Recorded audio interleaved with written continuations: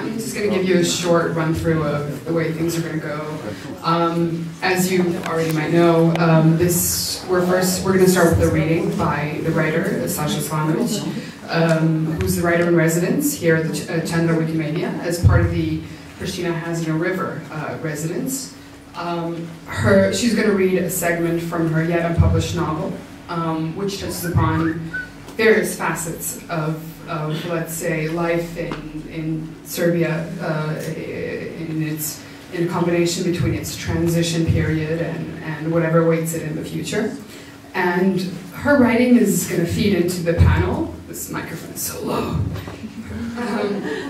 Her writing is going to, yeah, see, that's the solution. Her writing is going to feed into the panel that we'll have right afterwards, where we'll discuss topics that she touches upon in her novel, as well as the various, let's say, issues that the panelists deal with in their daily and professional lives. So thank you for coming, and let's start with Saša.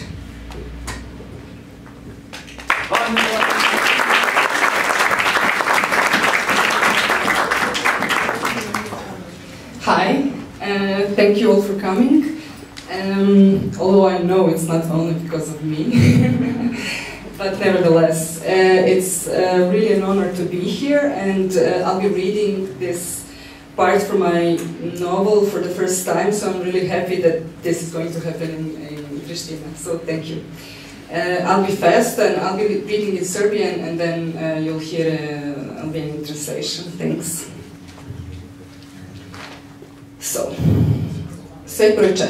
Razglednice iz budućnosti. Gužva u saobraćaju nije prevelika, patrola elegantno klizi ka Slaviji, čiji centralni deo zauzima raskošna muzička fontana. Dok smo se okretali u krug, obavezna 3 puta, što je sada zakonom propisano saobraćajno pravilo, fontana je menjala boje iz plave u crvenu i vesela pevala: Beograde, Beograde, svi vole tvoje raspevane ulice. Trola je trubela, kao i sva druga vozila, a ljudi u njima, uključujući tu i mene, su se pridružili pesmi i razdragano njihali glavama, što je sve također bilo obavezno. I tako smo performativno milili u krug. Sa svih strana pružnog toka, ljudi u grupama su opštinjeno gledali pravcu fontane ili sa visoko uzdignutim telefonima snimali tu spektakularnu atrakciju. Harmonija unutar i haos oko, ona autentično Slavija iskustvo. Drugi su stajali u redu ispred kontrolnog panela, kojim su se mlazovi vode u fontani kontrolisali i usmeravali, nestrpljivi da i sami postanu njeni daroviti ili manje daroviti dirigenti. Slični poduhvati sada su krasili grad i na tužnom toku kod Bogoslovije, kao i na Karabonu. Fontana na Slaviji ipak je ostala najimpresivnija, sa čak 800 metara vodene površine, 300 reflektora, 350 mlaznica i prečnikom koji iznosi čitava 32 metra. Grejači su ovu gipku vodenu balerinu grejali i zimi, tako da je svoje egzibicije mogla da izvodi nesmetano, čak i na temperaturi od -20. Svaki grad koji želi da živi od turizma treba da ima jedan ovakav objekat i oni razlikuju velike od malih gradova, kazao je gradski menadžer prilikom njenog otvaranja 2017. godine. Tu svakako nije bilo spora. Fontana se u turističkom smislu pokazala kao pun pogodak. I ne samo to.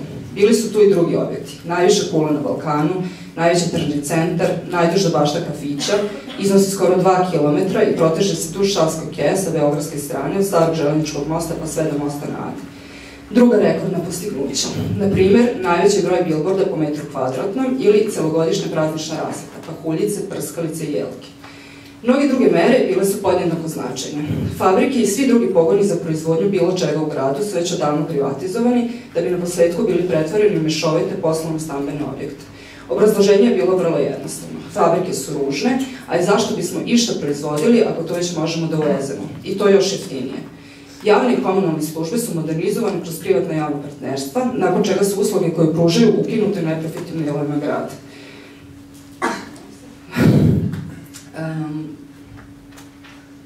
Stanovništvo je uglavnom zaposleno u uslužnoj industriji koja servisira turiste. Restorani, klubovi, kafići, brza hrana i dostava, hoteli, privatni smeštaj, prodavnice, turističke agencije, firme za čišćenje i uređivanje, taksi industrije, call centri. Postmoderne u Beogradu doživjela svoje puno oplodotvorenje. Možda čak i uverljivije nego što je to bio slučaj sa Skopljem. Skopski poduhvat je ipak označavao nešto, makoliko to lažno ili izmišljeno bilo.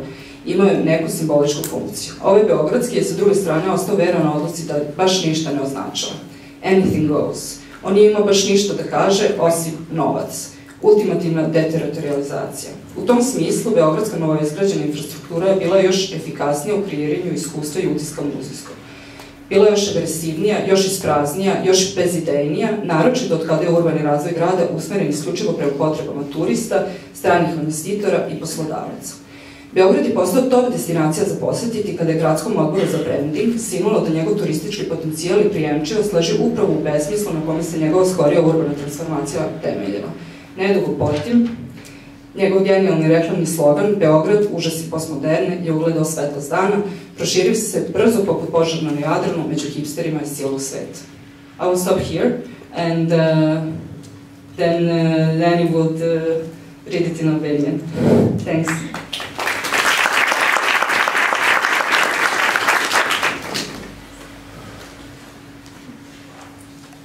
Bota numër 4. Kartolina nga e ardhmja. Tullovia në trafik nuk është edhe aq e madhe, andaj trolejbusi rrëshqet me elegancë drejt Sllavias, qendrën e së cilës e mbulon një fontan luksoze muzikore. Ndërsa po shkonin rreth e rrotull, 3 herë të obligueshme që tash ishte rregull trafiku sipas ligjit, fontana e ndronte ngjyrën nga e kaltra në të kuqe dhe këndonte hareshëm Beograd, Beograd, të gjithë i duan rrugët e tua lozënjare.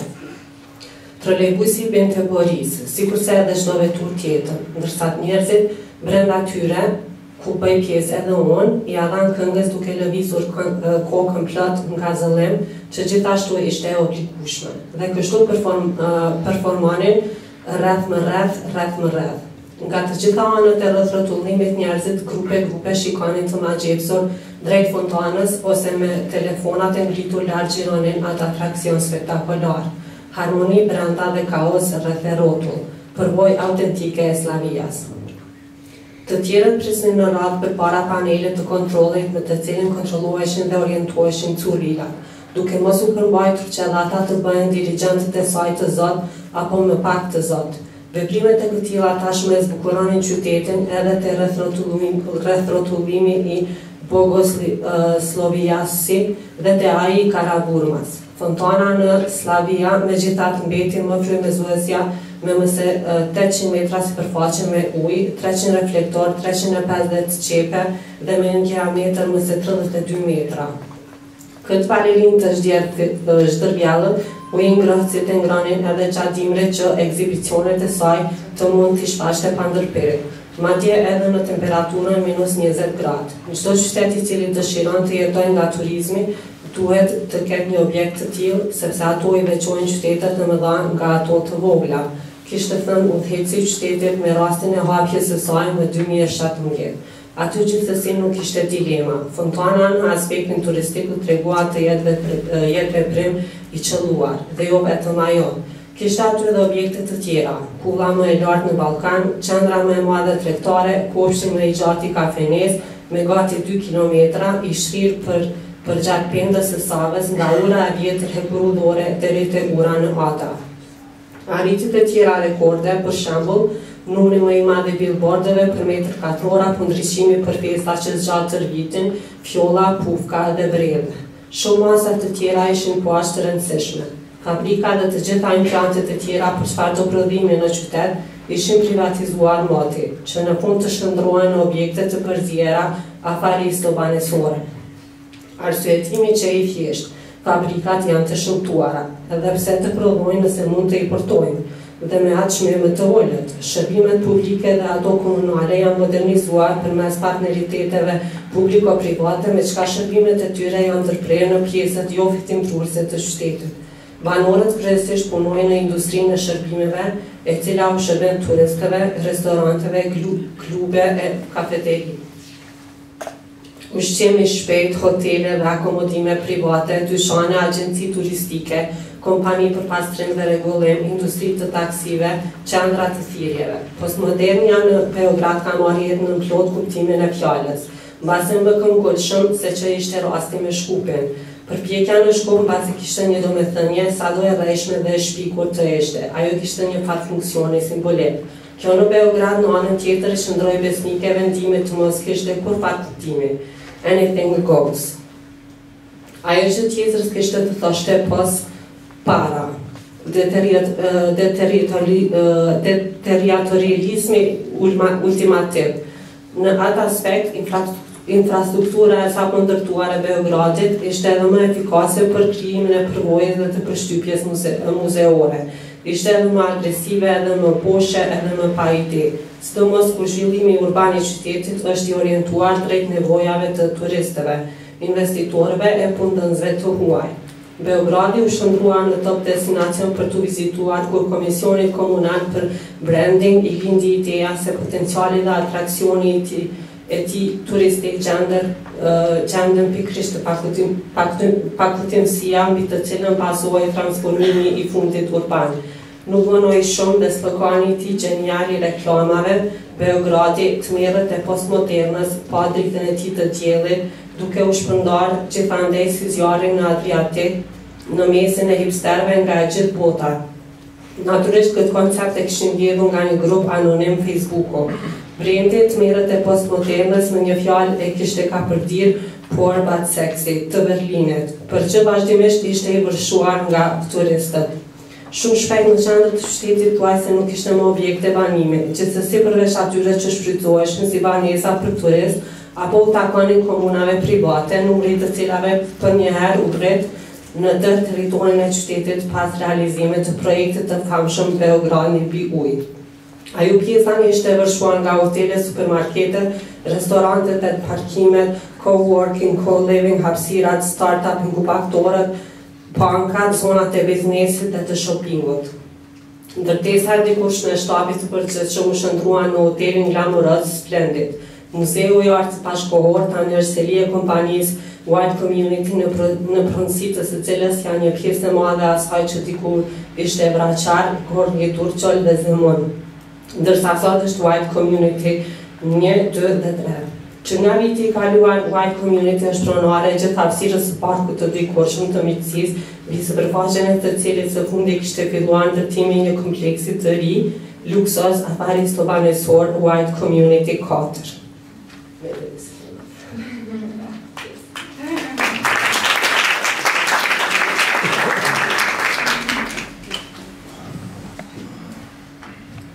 So there we heard Sasha's reading in its original Serbian and the translation in Albanian. And I'd like to use the opportunity to invite the rest of our panel to the stage before we continue discussing what was read. Albin, Kurti and Srećko Horvat, would you please take your seats? And an applause, maybe.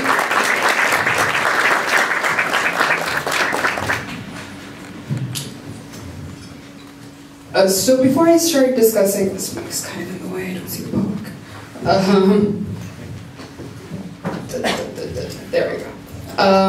So before we start discussing, I guess, the topic of the panel, I'd just like to touch upon with Sasha on the content of her upcoming novel and the topics that she touched upon and the way she wrote about them. I think this was seen in both the Albanian translation of, for those who don't speak Serbian, the Albanian translation of of her writing, but especially in the Serbian. Sasha has tried to sort of encapsulate the current feeling in Belgrade regarding everything that's happening in the city, be it the, let's say, sort of massive reconstruction that's going on, massive, uncontrolled, illogical, oftentimes, reconstruction that's going on there, as well as sort of the feeling of the people there. And that's why I'd like to start with a question directed at Sasha. What drove you to write about what you're writing about right now, and how do you feel this sort of represents the feeling in Belgrade amongst younger individuals especially, but the population in general with regard to what's going on in the city? Thanks, Mona. Well, this novel started as basically a love story, although you can't see it from this excerpt. And I wanted to. I mean, and this is a love story basically that is happening in love in the time of capitalism, love that cannot happen somehow because nobody, because those who are involved don't have any sort of value from it, and also can draw any sort of value from it. I mean, this was the basic premise. And then, of course, I had to make this context in which this love cannot happen, or it's not love at all.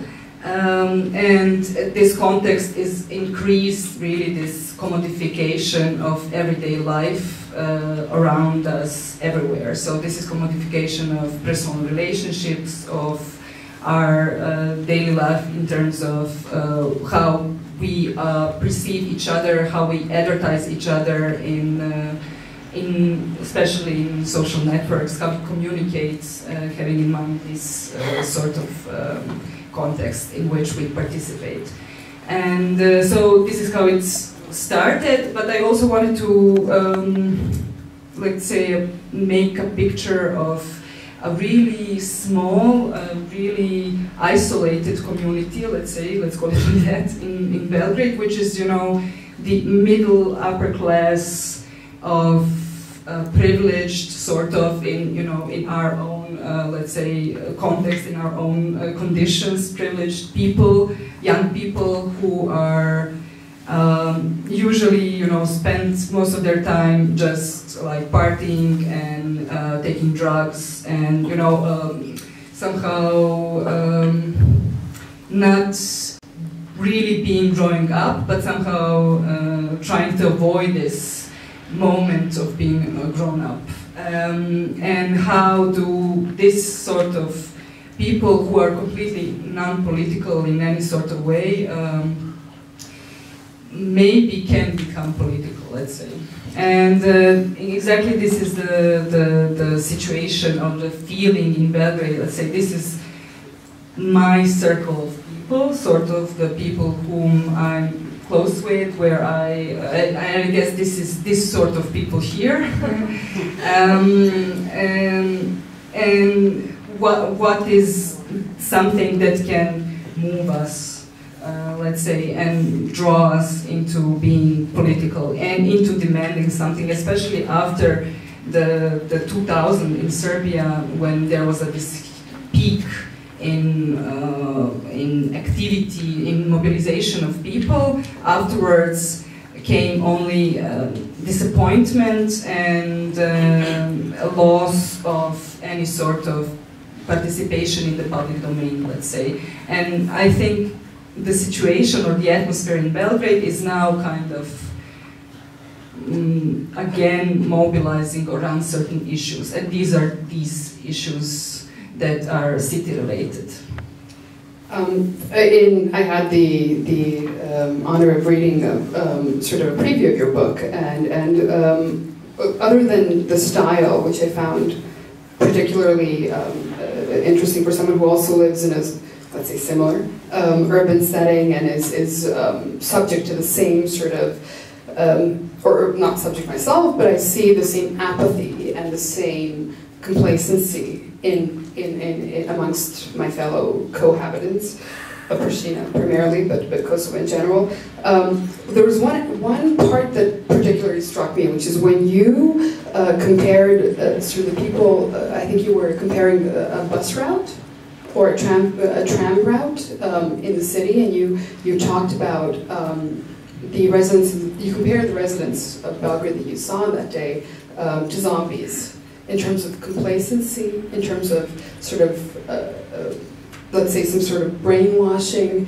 And how would you explain this part of your novel, and how does it reflect on the situation in a country where people have, let's say, so little control over their daily lives? Yes, well, zombies are a big part of this in the novel itself. I mean, this is the character is like she's seeing zombies all around, and she's of course not certain if this is true or if this is only her imagination, but these zombies are somehow,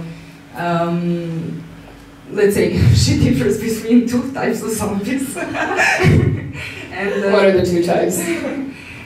So one are these, what you said,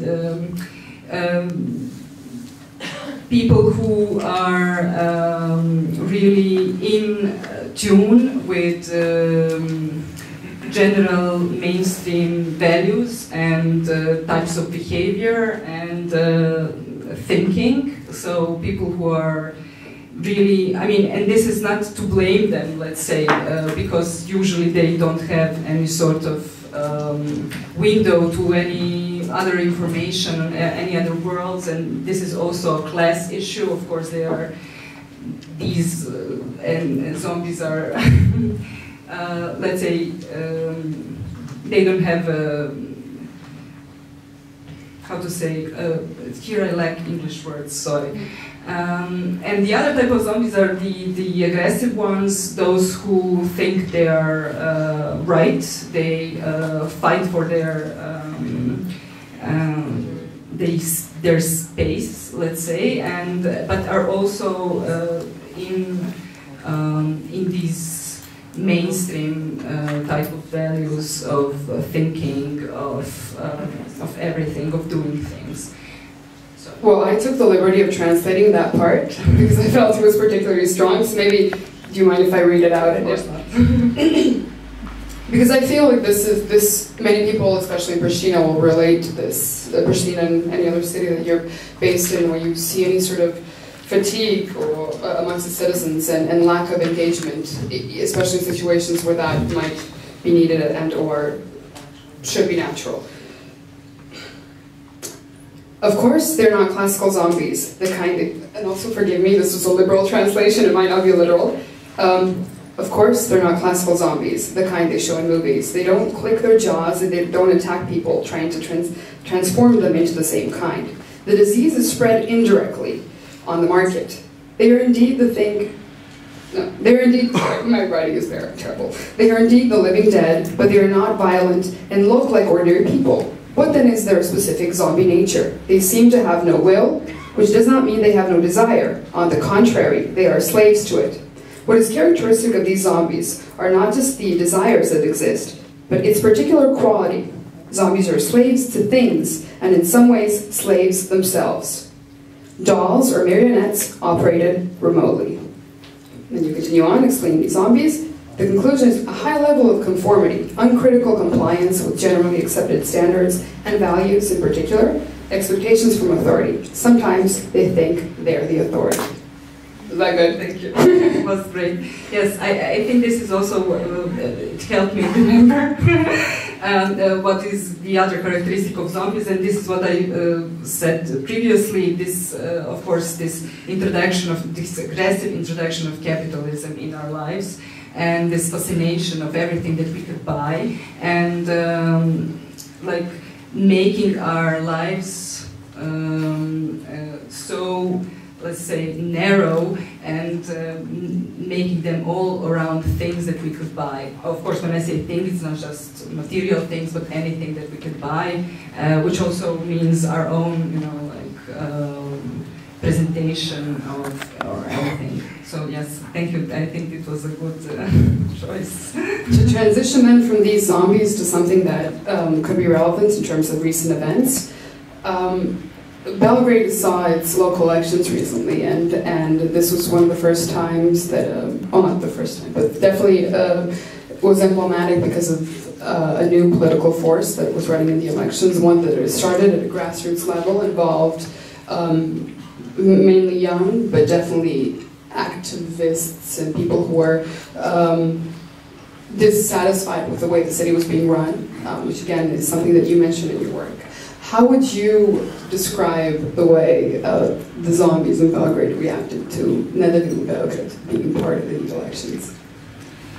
Well, I think it's, let's say, I think zombies exist in any sort of, their typical characteristic, the typical feature is this, that they are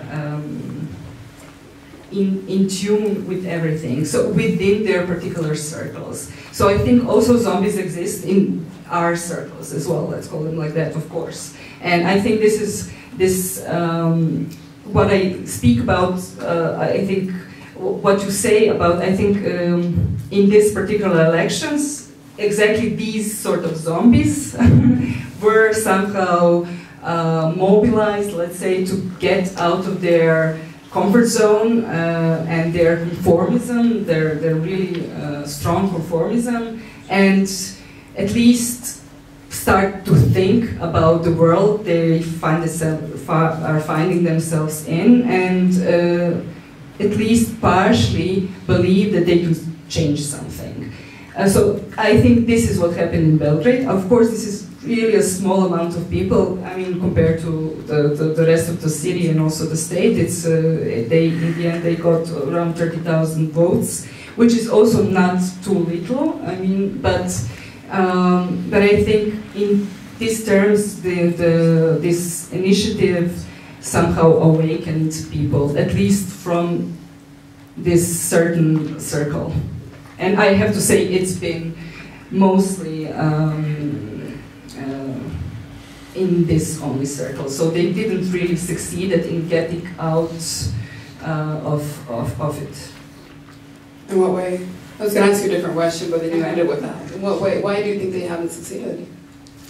Well, I think, of course, this is a question of capacities, of money. I mean, they are completely grassroots organization or a movement, basically. They don't have access to finances. They have been financed only through donations from the citizens. They have been only working in municipalities, in city municipalities, where they somehow have already established a sort of base. And these are mostly central city municipalities, so Vračar, Dorčel, I mean really central. And they haven't been successful in getting out to those, let's say, outskirts of the city. And this is one problem. And the other one is, of course, the media in Serbia, which is like terrible. And basically, they couldn't make their voices heard in any other way except on the street and in the social networks. And at the same time, I don't know if you heard about this Facebook experiment to make this new Explore feed. So Serbia was one of the 5 countries they've started this experiment a month ago, and or 2 months ago, I'm not sure.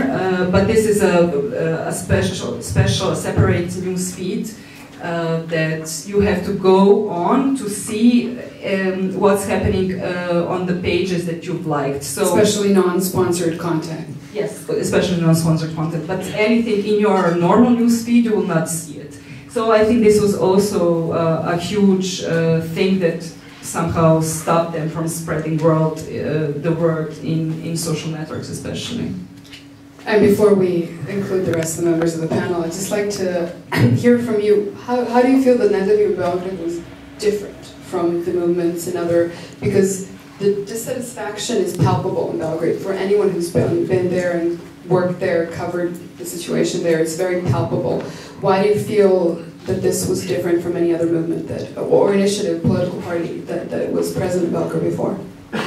Well, it's different because first it offered politics. You know, it offered a really clear program, which none of the parties do. I mean, they only offer their leadership, and you know, and that's it. They don't end like stupid, unreasonable promises. They offered really a strong program, and that was based on municipal issues, really strong municipal issues, and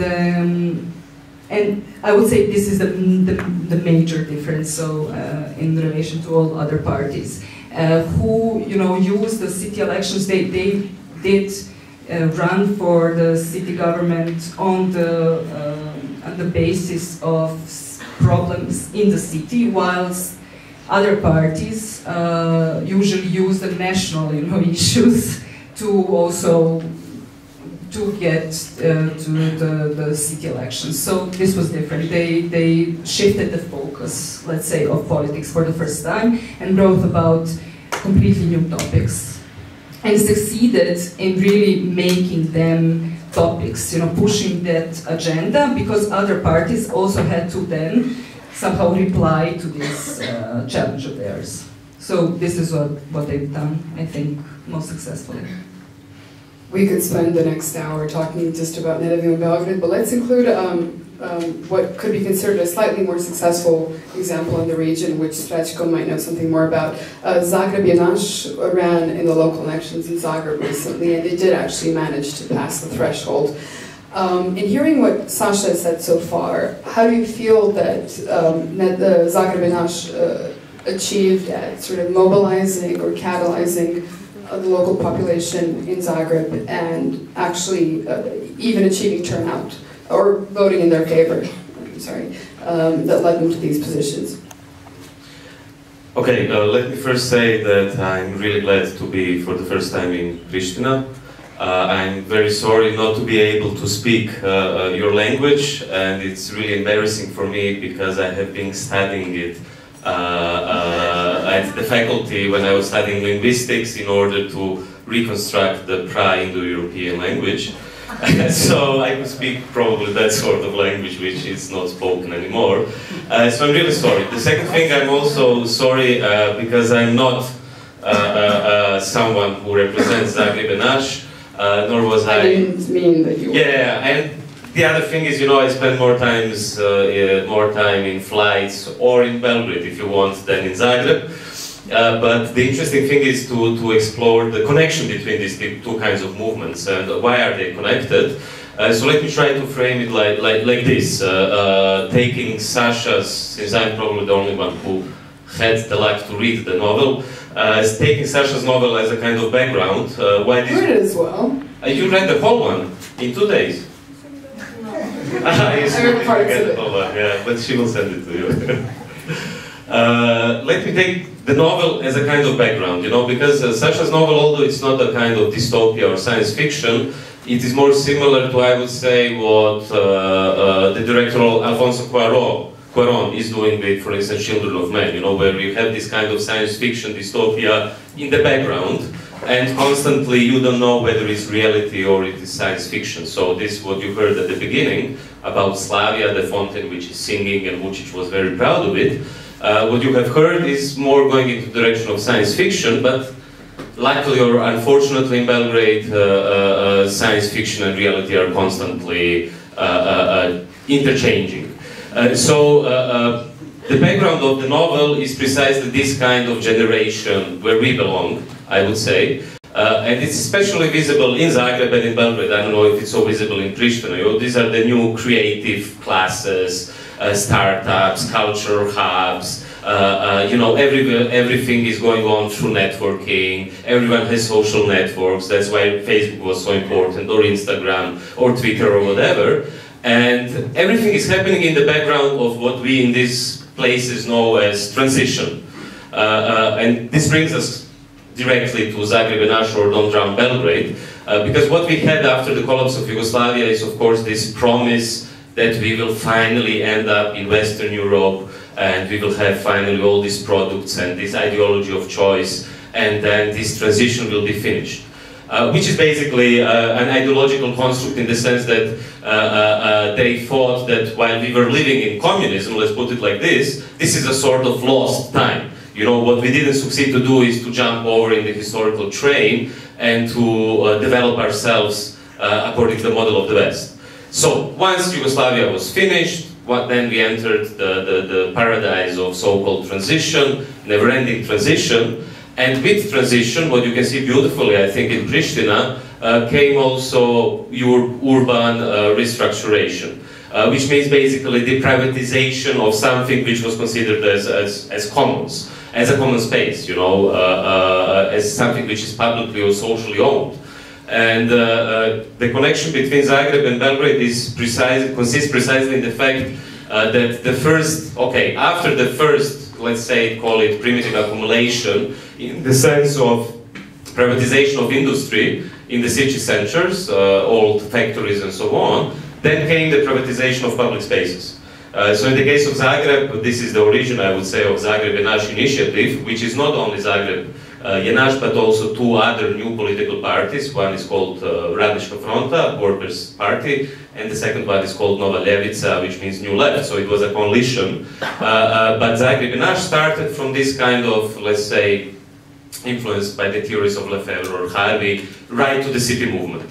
A public space was privatized, and then we had huge protests and so on. At the same time, there was a student occupation going on. As you probably know, here in Pristina, more than 20 faculties were occupied. And in the last, let's say, 8 or 9 years, this energy, you know, from parts of the NGO sector, parts of the more, you know, direct democracy movements, and parts of this movement right to the city came together. New parties were formed. So I think what was really important in the Zagreb context, but also in the Belgrade context, was, let's say, this the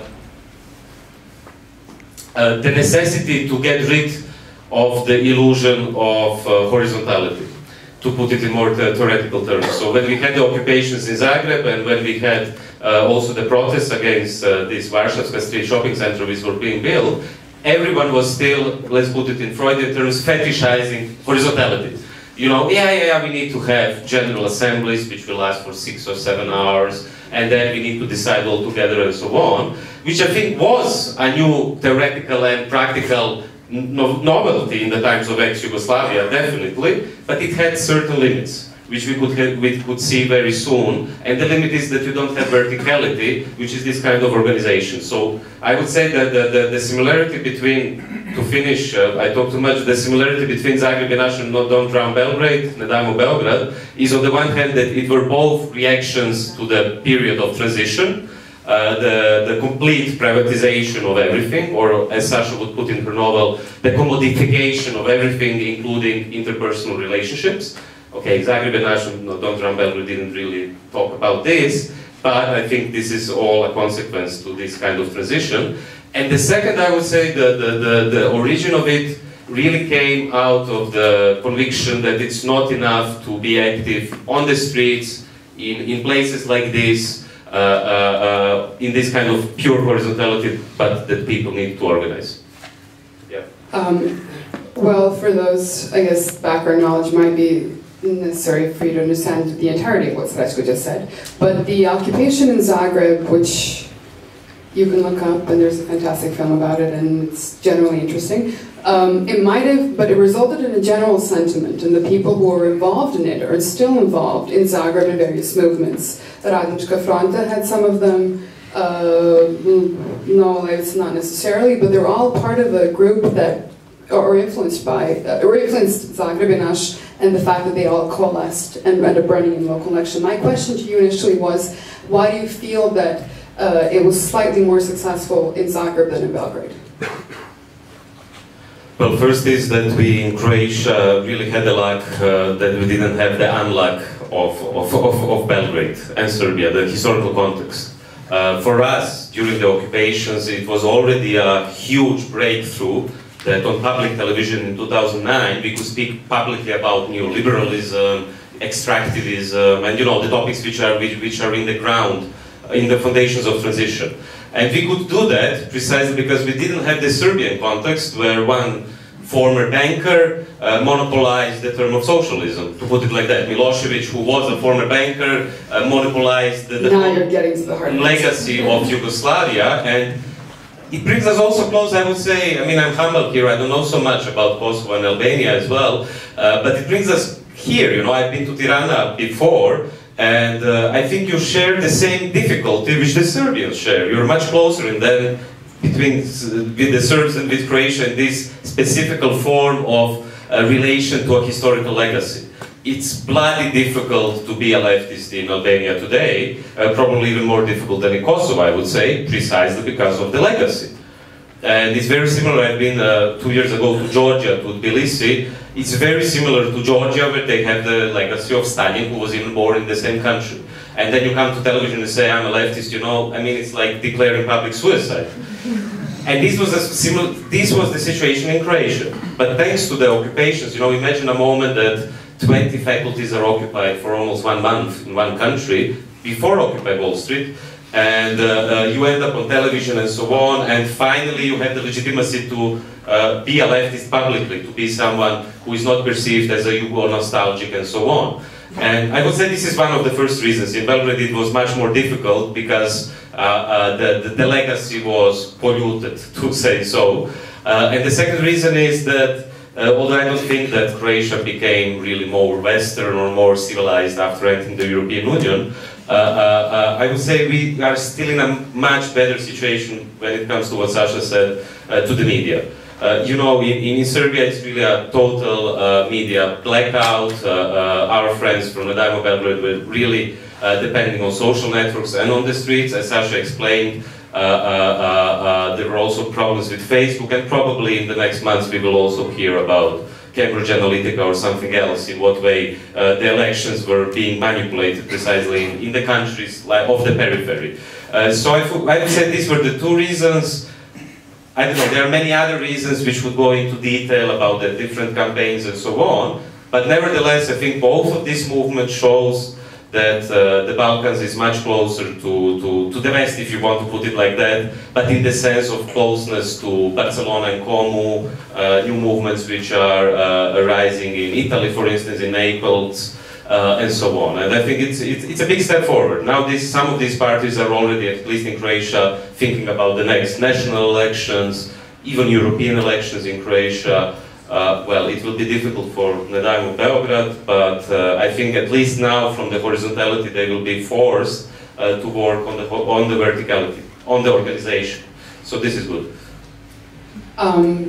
Like I said earlier, there are many topics that we're breaching right now. The panelists all have a wide breadth of expertise and knowledge and experience, so keep your whatever you might not have understood completely in mind for the question part later on. But I would use Srećko's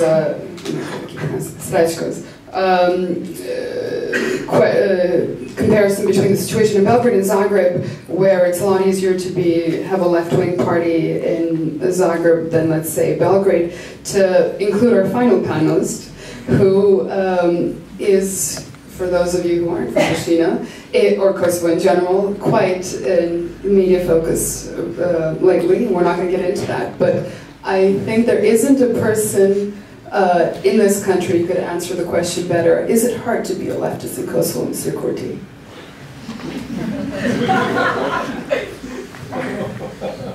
Good evening, everybody. Of course, it's difficult, but I think that in another level it's easy, because you might have some external adversaries, but you don't have a bad conscience, you sleep well at night.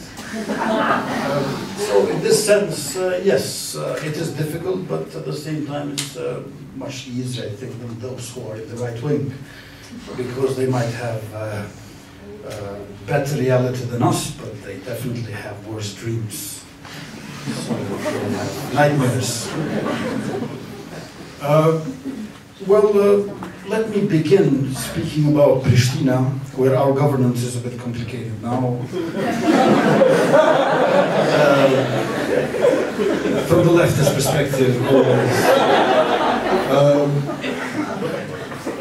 because I would like to start with numbers first, and to be more specific with one number. 46,000 illegal buildings are in Pristina. That ties in perfectly with what she's writing about. 46,000 illegal buildings. And in Pristina we do not have 46,000 families living, which means that we have more illegal buildings than families, which means that this is an illegal town. And no wonder that in every election different candidates compete who is going to legalize better the city. So, because it's impossible to fight this illegality which is so pervasive, so inclusive. Nobody is outside it, and is the capital of our country. So, in this sense, this problem seems interesting, a bit exotic as well. But my experience has taught me that whenever something looks interesting, if you exclude the history, once you include the history of this interesting, you find a tragedy. And tragedy happened in the year 2000, when Mr. Recep was killed. He was a very, very honorable man, a very respected architect, who used to be a director of urban planning in the municipality of Pristina. He was assassinated, and then he was the last man standing.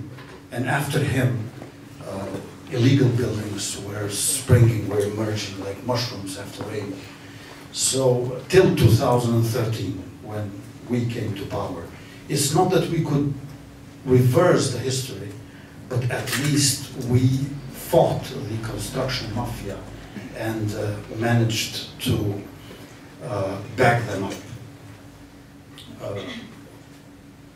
But to go a bit further in the past, I would start by saying that while Serbia has great experience in the 20th century in waging wars, we Albanians have great experience in protest and demonstrations. 1968 for university, 1981 for the Republic, 1989 against the abolishment of the autonomy, and 1997 for the release of university buildings and premises. Then was the time when I became politically active as a student. Very aware, very aware. Just keep going. And in September 1997, we started to prepare for the protest of 1st of October. And we started with night walks in Korzo, which is the main street of Pristina. Due to Serbian police, we have been expelled from there. And nobody dared to go there anymore. We were studying in private houses, in basements, all over the town, mainly in the suburbs. And we decided to go in the center, to claim Main Street. And as far as I remember, the word Korzo, I think, comes from Latin, which means Main Street. So we were claiming Main Street. Now it's called Malthriza Street. And we started with night walks of protest at 7:30 every evening. In the beginning, we were only 15 of us. Very soon, we became 100, 200. And then police noticed that something is happening. Because for the police, the mass is an event. Whenever people get together, police, they want to separate people. They don't like when people get together.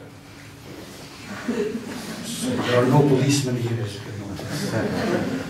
So we started to walk each evening, and in order to prevent us from walking, which was totally legal, the police decided to allow the cars to go in the main street and pushed us into the sidewalks. And we started to walk in the sidewalks. But then you cannot just walk in the sidewalks. We started to cross the street in what we call zebra, these wide bars. And we encircled the cars.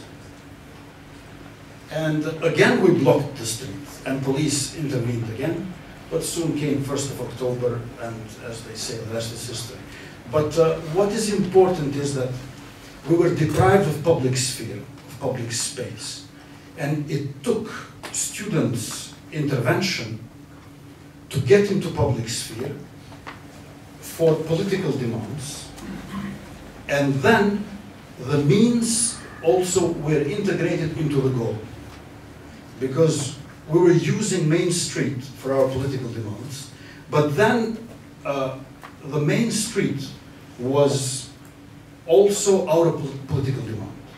We were expelled from our means, and we turned our means into a goal as well. And this kept happening all the time when we organized protests and demonstrations. After the liberation, there was a big shift, I must say. During occupation, we were like in prison. In prison, you have equality without freedom. Everybody is equal, but no freedom. Everybody has the same blanket, the same pillow, the same bed, and so on, but same food, but no freedom. When we got out from prison, we entered jungle. We were free without equality. So from equality without freedom, we jumped into freedom without equality, from prison to jungle. And they told us in jungle that you have equal chances. In jungle, equal chances. So the rabbit and the lion, they have equal chances, but we always know the result. We never get surprised who eats who. And 46,000 illegal buildings turned Pristina into this jungle of concrete, I must say. And I would here agree with Srećko, who said that this is an endless transition, because transition was the goal. The point was to put us into transition without really naming the final destination. But I think that the reason why there is this endless transition is because the building block of endless transition is no transition. We actually didn't have transition. The shift from prison to jungle was abrupt. From so-called socialism to neoliberal capitalism was rapid. Transition implies some smooth process of many years where you prepare yourself in order to go to the next stage, but there was no such thing as Kosovo. With UNMIC regulations in 1999 and 2000, we did this rapid shift. So in one hand, there was no transition. On the other hand, there is this endless transition.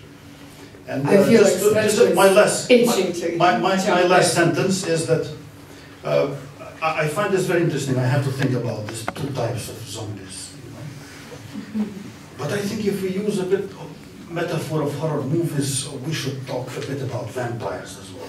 She talks about them as well. Okay, because you know, the symbolic meaning of zombies is angry masses and working class are zombies, and the elite are the vampires. So talking about zombies without talking about vampires is like talking about poverty without talking about illegal wealth. So we should talk about the rich and not only about the poor. I wanted to jump in. I agree with everything what you said, except one thing. This is which, you know, well, incidentally, I was born in Croatia, so I'm a bit more objective than might be. In this sense, when you said that this is only one thing, on the rest I completely agree, and I wouldn't like to go in that direction, but I have to say that I don't agree when you say that unlike Serbs who were waging wars, we Albanians, Serbia, who was waging wars, we Albanians were always protesting. You know, I have a problem with this because, you know, my country had a war, my country, whatever that means, had a war with Serbia as well, so Croatians could say the same. But as someone who is very often in Serbia, I could say that these guys there and girls also protest a lot. They protested a lot in the last decades as well. And I would say it's a bit dangerous to generalize for any sort of nation to say there is a nation which is waging war and there is a nation which is protesting. For me, or state. For me, each state is already employing a sort of aggression, be it war, be it a different sort of capitalist aggression. And in each state, even as you had in Hitler Germany, you had people who are protesting. So this is only one small footnote to what you said. On the rest, what you said, I really liked it, and I like that you are putting vampires into the discourse. And I think to speak about the vampires is really important, because vampires don't have a nationality. Vampires are those who are parts of the comprador elite, if you want to put it like that, who are accumulating capital precisely through these 46,000 illegal buildings. And it doesn't matter if this vampire is an Albanian, a Serb or a Croat. What matters for the vampire is to accumulate more capital. This comes from my, let's put it like that, historical materialist perspective. Mr. Kurti, would you like to clarify what you meant? Okay, he agrees with me But more than... concisely, please. More than many topics need to be discussed tonight. But I just want to clarify my point. I just said that we Albanians in 20th century, especially after the Second World War, we have a lot of experience in waging demonstrations. You know, and for us, I never equalize Serbia with Serbs, never. I don't equalize state of Kosovo with people of Kosovo. For me, these are very different issues, very different things. as socio-historical formations, but also as structures of power and so on. So these are very different. Always there were some Serbs in Belgrade who supported our protest, and there were many Albanians in Kosovo who opposed our protest. So I don't equalize, but I'm just saying that Albanians had a lot of experience in organizing protests, and for us Serbia was very much police and military apparatus here. So in this sense, they were the state, and we were the citizens protesting. But in this, I don't want to generalize the Serbian nation or Serbian people, not at all. I was actually counting up the minutes that took us to get to this topic. I feel like this could merit a discussion on its own, but without getting off topic too much. My focus, I believe, or the focus of the panelists would be on the social movements post-conflict, and post-conflicts. Basically because I feel like the previous conversation would with merit, require much more time in a different setting. Not that it isn't important. And therefore I'd like to ask Mr. Kurti one more question before we get back to the other panelists. Your movement was, after following 1999-2000 in Kosovo, was one of the loudest, most vocal protest movements before it turned into a party, or merged into a party, however you like to phrase it, in the country for various reasons. If you could concisely sort of talk about to what extent did it lead to change, and what was the how much of the wider public did you manage to engage in the movement? To what extent did the protest movement, the protests following 1999 in Kosovo that Vendosje organized, so before 2008 and then 2010 when you ran as a party for the first time, to what extent did this catalyze sort of and incite people to protest and perhaps even lead to change? Well, again, I think it was not difficult because people have a lot of experience in protesting here. So you don't have to, build up their collective imaginary about what protest is. They all know what is protest. So, their experience is very rich, and we just have to find the right causes and bring people together. I think we tried not only to lead people with ideas, but also to bring ideas that unite people. This could be a greater challenge in nowadays world than to lead the people. So how to come up with ideas that bring people together? It's a bigger challenge than to come up with ideas that will lead people and make them follow you.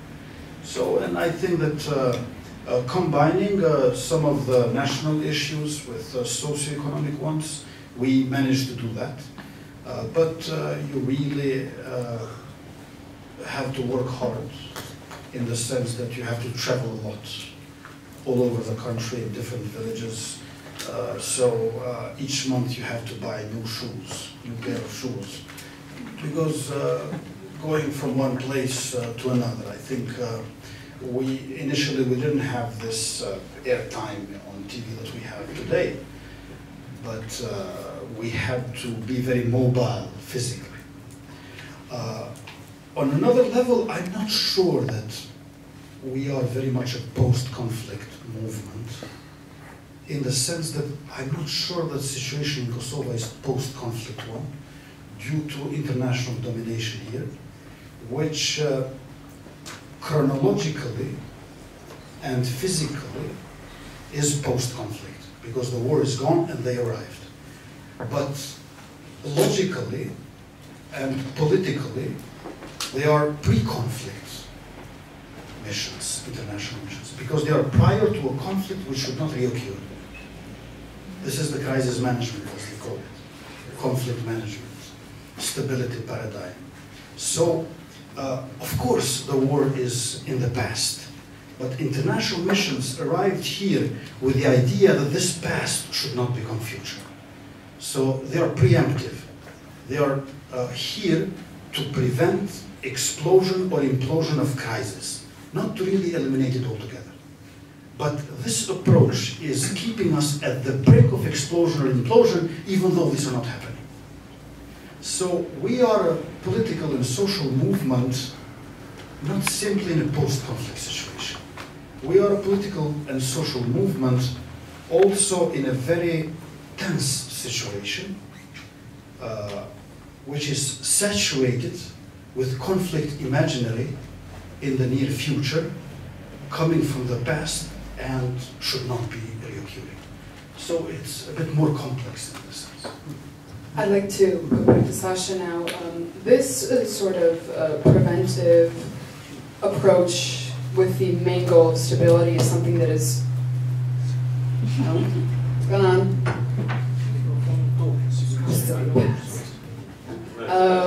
This sort of approach is...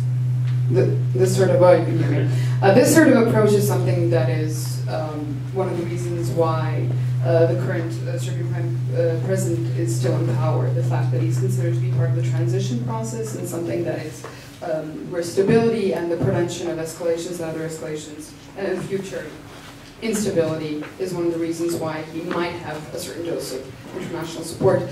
In your novel, you talk about in your what is currently from the novel, you talk about the fact that this has led to a complacency amongst the population. How would you describe this in everyday life, this complacency, where there is a strong awareness of what the political elite is doing to the population, and the way it's, again, you focus on Belgrade and the situation there, the way in which there's very little concern for the needs of the population in terms of public space, utility of public space that benefits them primarily and not private investors and so on and so forth. How do you feel that this, what Mr. Kurti described in his part, affects Serbia, and Belgrade in particular? Okay, this is a complicated question, which I'm not sure. I mean, I can give you my opinion. Well, I would like draw on something Mr. Kurti, how you call him. This is interesting. I'm used to seeing him in very formal settings in Parliament. He's the only politician on this panel, so. Okay, this is an interesting point because like Nedavimo Beograd have been accused, let's say, of not being serious enough because they don't wear suits and so not politicians, you know. So I think this is also an interesting thing that we are here, I mean, also witnessing. So if politicians, you know, should be addressed properly and they are serious people, while the rest of us, you know, are like amateurs. Well, yes, and I think this is a crucial point in of what the new movement and the question you asked me before, what is this, what is the novelty of this? I think is this, that we are all politicians and should be all politicians because politics is everything, and our daily lives are politics, and we should always pay attention to this. We should always be aware that our actions, our values, our how to say, attitudes towards different things are very much and always political, and has certain consequences in the political and, of course, social, economic realms. So then to return to what you've asked, which is kind of really difficult to answer, I would say so on the topic of the Prime Minister, President, and whatever, of Serbia. Why the support, if I understood your question? Why? It was more why the complacency, why the complacency, even though there exists, so they stay in power for more or less the same reasons, because they guarantee stability, but to a great cost for the population. Why is there such a complacency to reacting? Well, I think that on one hand, I mean, I hate using this argument, and I would. So this is a usual explanation. People like leaders. They like to. I mean, they like to put trust into someone and to, you know, like trust them completely and to be led in terms of not thinking, exactly what I said before, so not thinking themselves, but trusting someone. And I think this is, for Vučić, this is the key of his success. I don't know why people find him trustworthy.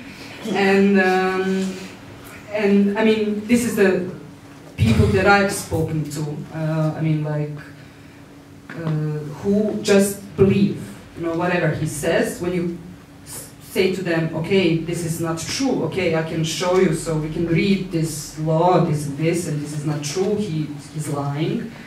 They would say, no, you're lying, you know?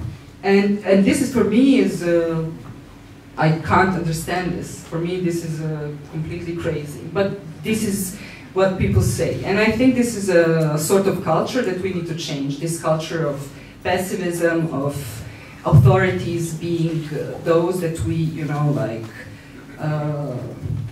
say yes to. This is, of course, the legacy of our education. I don't know, I mean, maybe because Kosovo has this, Albanians in Kosovo have this particular experience of education. Maybe our education hopefully was different, I hope. And this is something that I wanted to point out to. Also, so this education where we are also taught to listen, to just repeat the words of our authorities, to read the books and not think about them, but, you know them by heart, to trust our teachers as the ultimate, you know, truth tellers. And I think this is the way we have been raised, and this is something we need to change. And on the issue of what I wanted to somehow connect to what Mr. Kurti said, is that started a trend. Is that what I really liked is this experience of being deprived of public space that you said. And I think this is very important. I think we are only now realizing, because we took our public spaces, our public services, our public, you know, even like everything that we experience as, you know, given. Like education, like free education, like free health services, like, you know, squares, parks, whatever.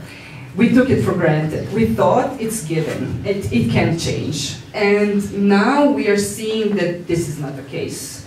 This can change, this can be taken away from us, and this is a mobilization issue. So, and I think it's starting more and more to become a mobilization issue.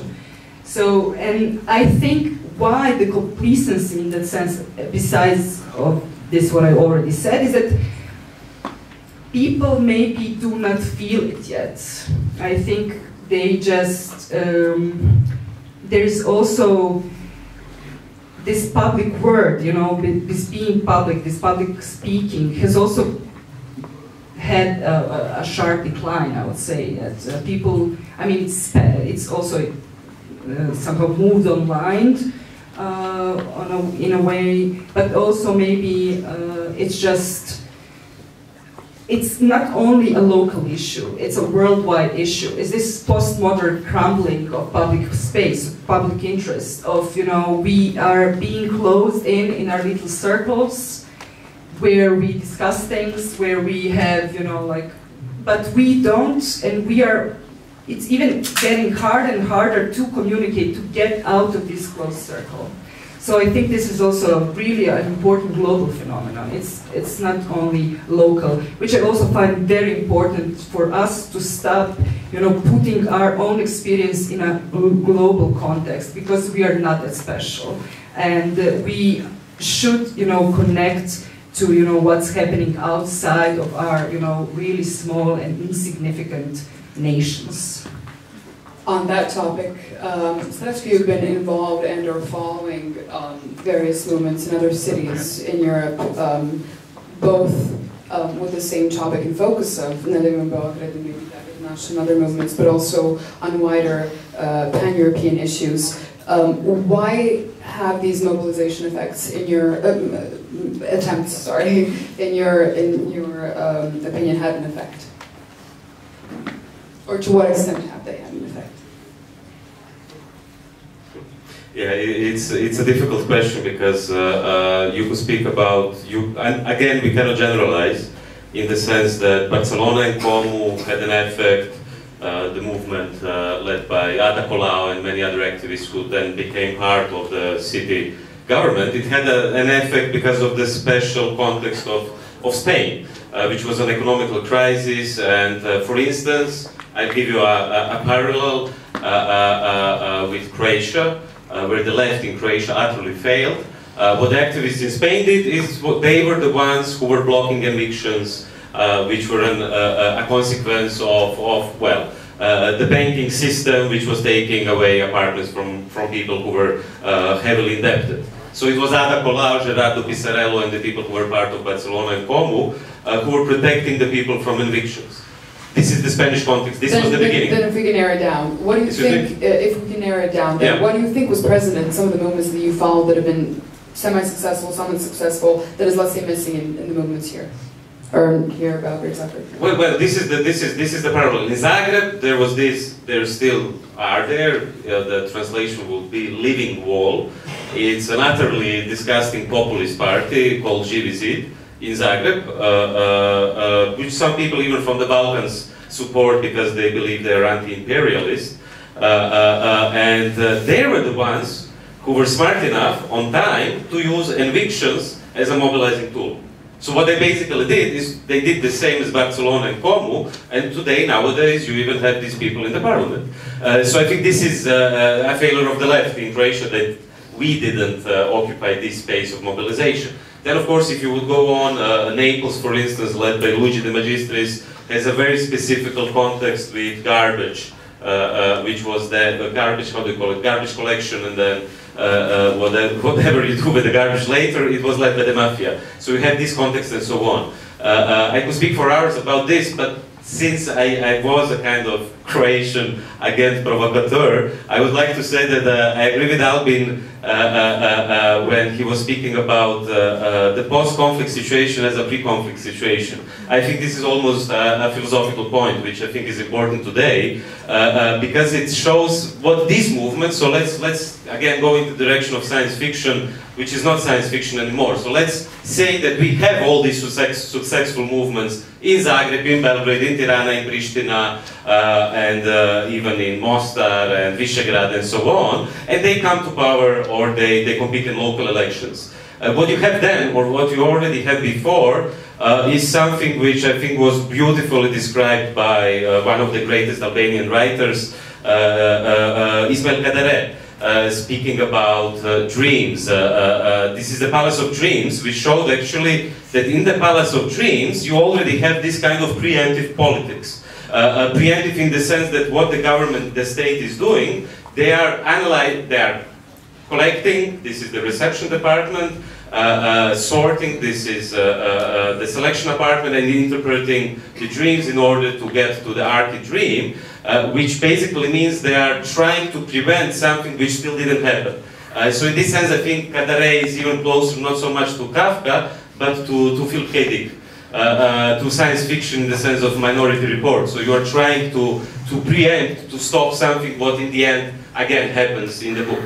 And it brings us to social movements, I would say, because Palace of Dreams, I think, is a perfect embodiment metaphor for what is just happening now in the world, which is the big scandal around Cambridge Analytica, which I don't think is a scandal of Cambridge Analytica at all, but a scandal of Facebook, and it's also not a scandal of Facebook, but a scandal of Silicon Valley and the essence of Silicon Valley, which is based precisely on this sort of preemptive politics. So to finish, what I think is a big challenge for us, not just as activists, but also people who are writing books, thinking about technology and so on, is in what way can we conceptualize politics anymore today in the era where politics, not only that it became preemptive, but it became pre-programmed. So in the sense that if you have big technological companies, on the one hand Cambridge Analytica, on the other side Facebook, but to be a pessimist, Edward Snowden showed that it's much worse if you have the NSA, which has an even bigger influence on our dreams, to put it in the terms of Kadare. In what sense can we conceptualize politics anymore if they can influence in what way you will vote, if they can bring Trump to power, and if they can bring Britain to leave the European Union. I think this is one of the biggest questions, especially in the context of Cambridge Analytica, which was active, believe it or not, in 200 different countries. And most of the countries where they were starting to experiment with these methods were precisely countries such as, I don't know if it was the case, but countries of the periphery, such as Kosovo, or countries in Africa, and so on, where it was much easier because we don't have a stable state. And to finish, why is this a problem? Because I know from first hand that some movements, social movements, were already contacted by Cambridge Analytica as well. So this is still not public, I hope it will become public soon. They were also infiltrating and influencing trying to infiltrate social movements. So what you have today, I think, is really Qendrën plus Philip, something like that, a very dystopian scenario. On this dystopian scenario, Albin, how would you, in many ways, it's often been said that VETÖVENDOSJE's coming to government was something that was preemptively, by coming to government, being part of the ruling coalition in power, was something that was by mainly, if I can take the liberty of saying this, preemptively spoken against, propagandized against by the international presence in Kosovo and other groups, because of the fear that this would shake up the stability that they had somehow established with the ruling elite that was in power for most of the time since 1990. Can you say something about preemptive? I think that when we say stability, the figure that comes to our minds is something flat. But this is misleading, because political stability is the stability of political order. And political order is not flat at all. There's a hierarchy. So trying to preserve stability is trying to preserve a certain hierarchy, a structure with top-down command. And they, of course, have big interest in not allowing this. When Srećko was speaking about Cambridge Analytica, I was thinking that actually this is again some interesting ideological contrast between, let's say, John Maynard Keynes in one hand and Friedrich von Hayek on the other. From the leftist perspective, okay, the leftists, social democrats, we believe that markets fail. State has to intervene, and but in markets there is a certain degree of unpredictability. So something which is not just not in the reality, but we're not also capable to think of it. Unpredictable. I'm not saying it's good or bad. We don't have moral judgment about that, but it's unpredictable. While from the right-wing perspective, they see rather not unpredictability, they see danger. They see risks, and they want to calculate it. And they believe that they can exhaust it through calculation, through algorithms. So they believe that maths is so powerful that can exhaust the danger which lies ahead. And they go and predict things. But by being in power, when they predict things, that becomes a self-fulfilling prophecy. Because they are so powerful, and they predict, and then they implement what they have been predicting. So I think here lies the contrast between these two. Regarding our political movement, I think that we understood something important from the very beginning. That public space is public struggle. But further on, public struggle is social struggle. You must understand that in order to liberate public space or public sphere, you must have a struggle. It cannot be done without struggle. You cannot use tactics. You have to confront at some point. And this confrontation needs organization. And this organization cannot be only public. It must be social. And perhaps tonight my most important message is that in this social struggle, rather than revisit like a live war, we need bridges, but bridges between middle class and the poor. I think the fate of every country depends on the ability to build the bridges between middle class and the poor. Because if the rich, they build the bridge with the poor, and they put the middle class in sandwich, I don't think that even visa liberalization can save. But to what extent is that even has been achieved here? You have this situation. You have this situation all over the Eastern Europe, but not only. Maybe in Serbia, the right wing, they're very rich, and they are in power, and they have built this bridge with the poor, and you in Belgrade, urban, middle-class, intellectual elite are put in sandwich with no chance. So here is that danger as well. In Turkey, that already happened. What is important in Russian Federation, for that matter, what is important is... US. Yeah, in US, yes, definitely. But what is most important thing is people from the middle class, young intellectuals, artists, professors, students, workers, to understand that they have to build a bridge with the poor in order to succeed in study. There will be a bridge. Whether it will be ours or theirs, that is the only question. And I think it better be ours. Comments, anyone on that? No? Then, if there's nothing else to be said by the panel, I think I'd like to open up the floor to questions.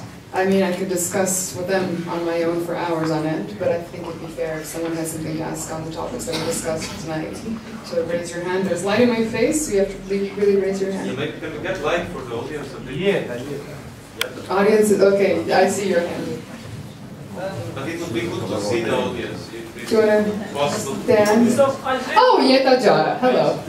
Question, please. Thank you for reminding us of the 90s. It was a very good picture you brought back to us on that protest.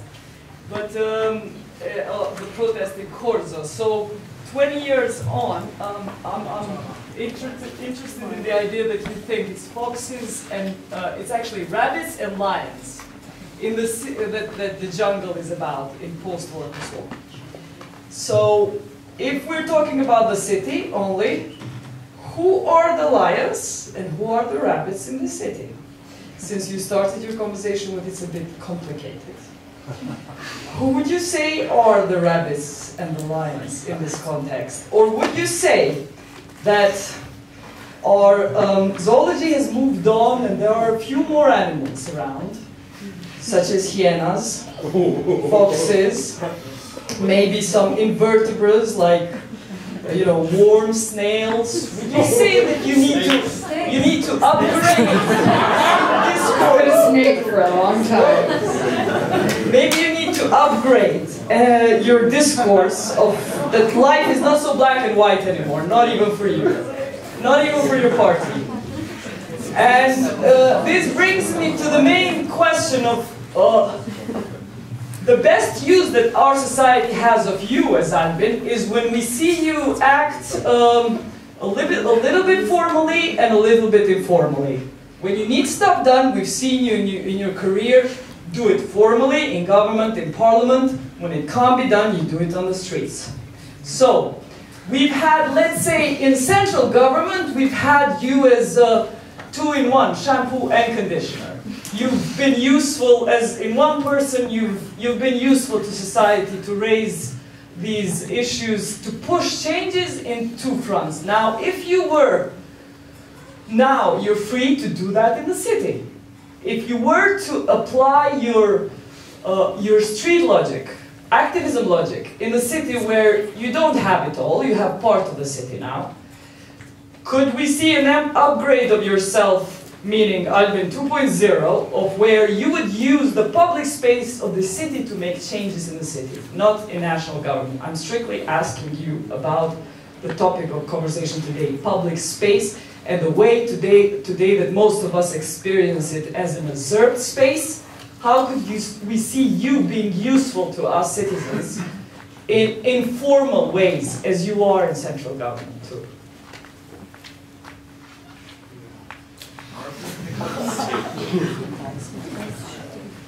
Okay, I think this was the answer. Should I make the question?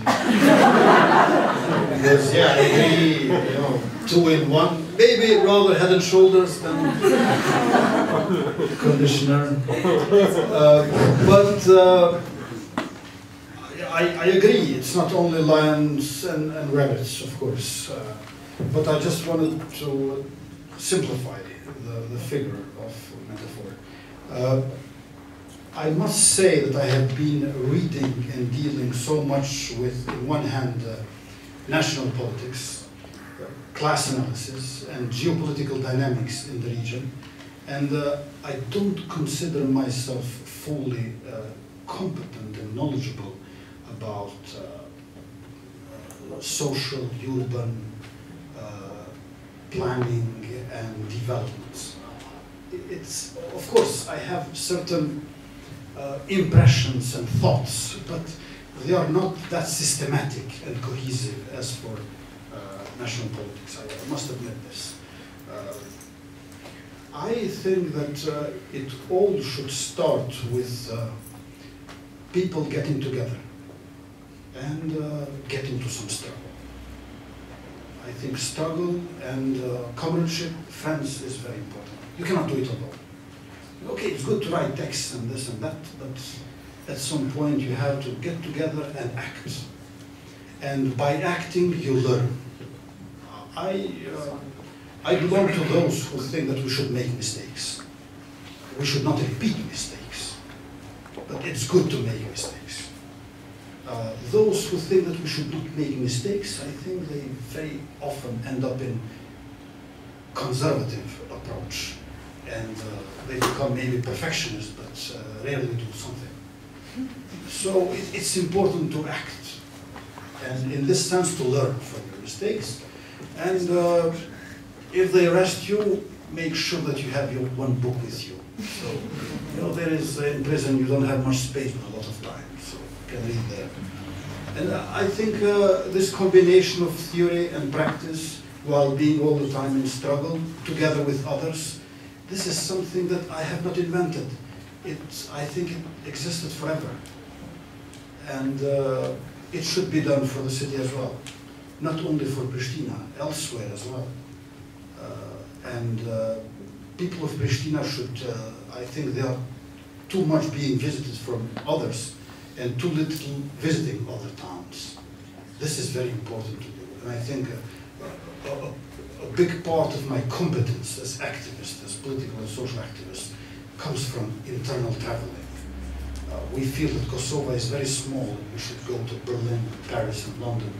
Okay, we should do that, of course, but there is a lot of internal traveling that we should be doing, and try to link more with people, because there are certain limits to Facebook and to social media in general. I've read one interesting essay which says that one should use Facebook, but should be careful that it has 2 big negative effects. The first one being obsession with self-image, and the second, shallow friendships. And in struggle, you cannot go with shallow friendships. In struggle, you need deep friendships. Well, obviously, never deep enough.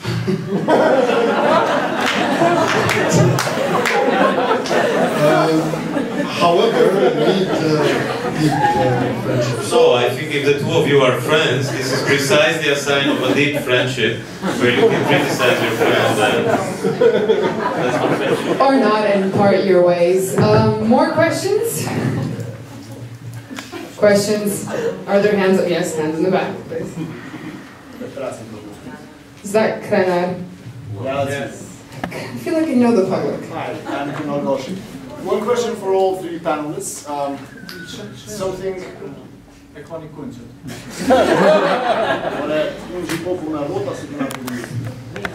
it's my hand. Okay.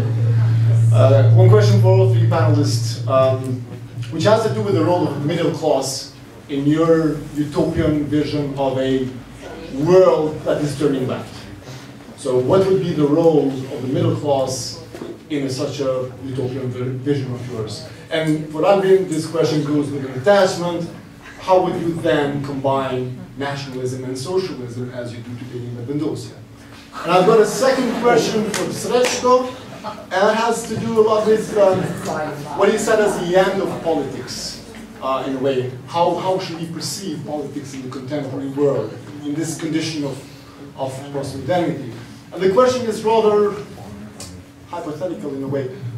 If we cannot perceive political, if it's the end of the political, as Baudrillard would say, then why would we stop this kind of end of the political economy in a way?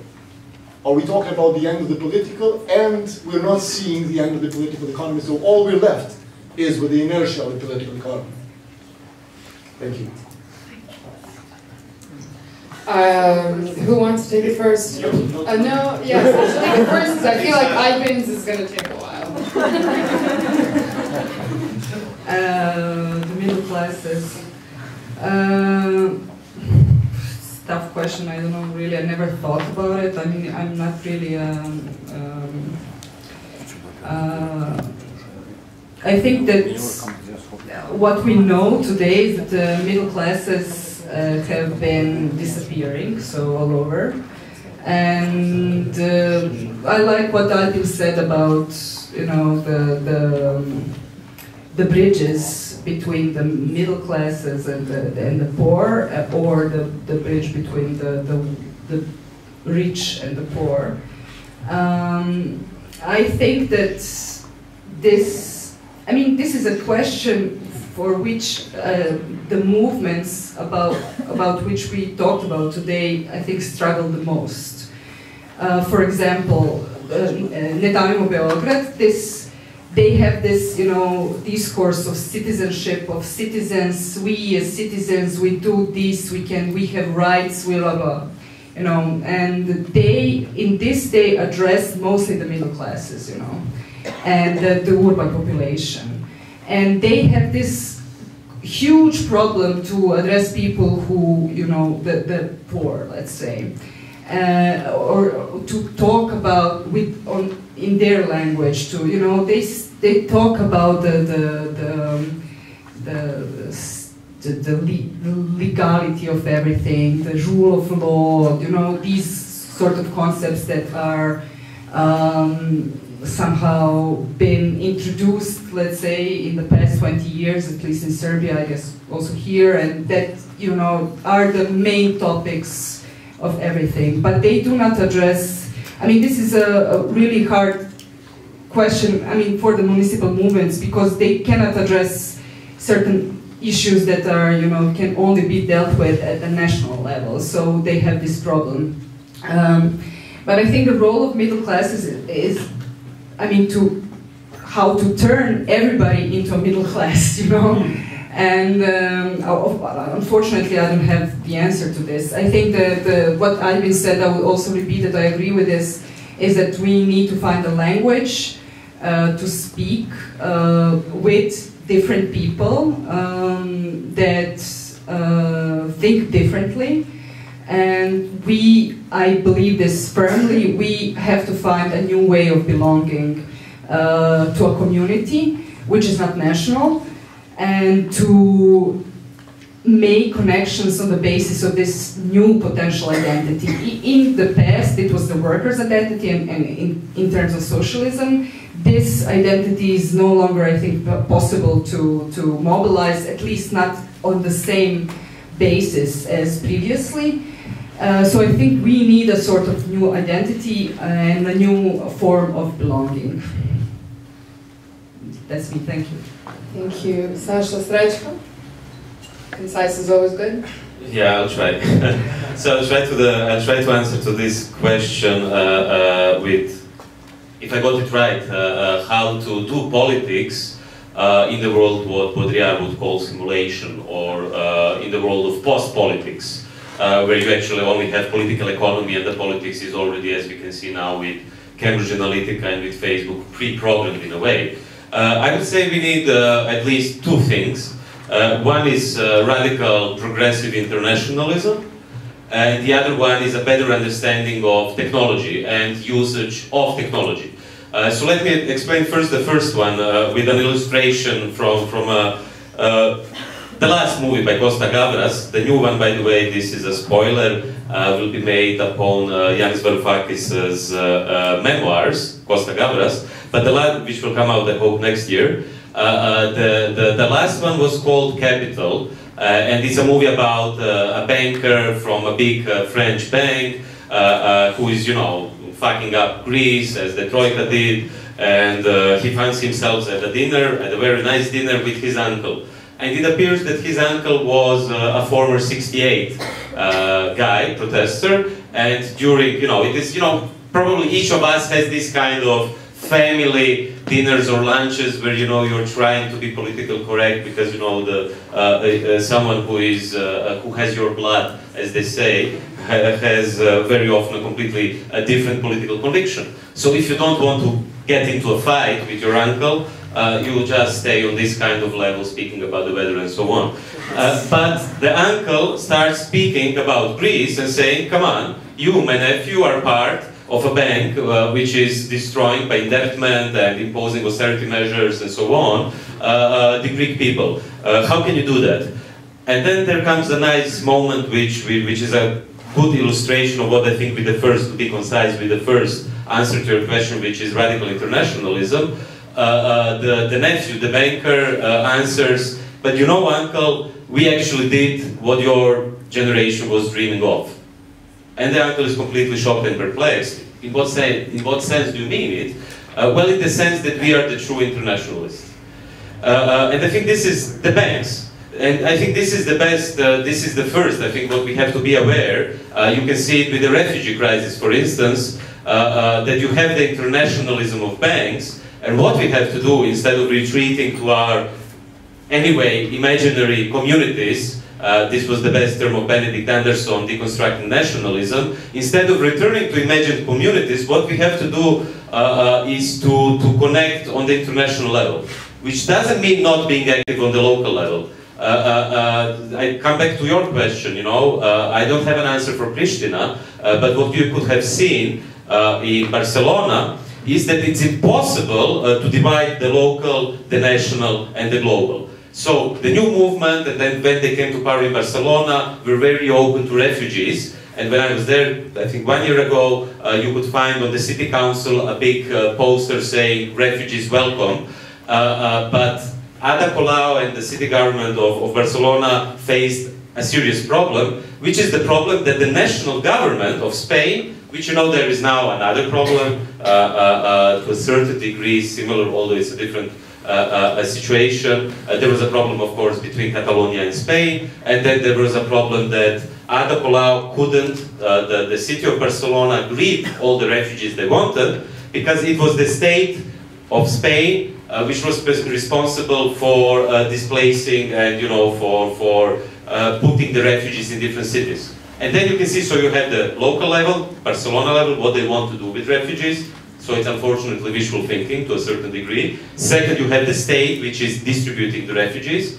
And then you come to a supranational level, which is the level of the European Union, that not even Spain can do what it wants, because it's the European Union which made a deal with Turkey, the so-called EU-Turkish deal, in order to deport the refugees back to Turkey. So you can see that what you want to do on the local level is intrinsically linked to the national level, and the national level is intrinsically linked to the global level. And you can see it with Airbnb, with Uber, and precisely with technology. Where I come to the second point, and I'll be short, where I think beside progressive international in the sense of the dialectics between the horizontal and the vertical, between the dialectics between the local, national, and global, what we need to do in the era of, on the one side, Silicon Valley, the companies which are privatizing something what Marx would call the general intellect, precisely our common knowledge, everything what we are doing together, even our dreams and desires, they are privatizing it and commodifying it. So on the one hand you have Silicon Valley, on the other hand you have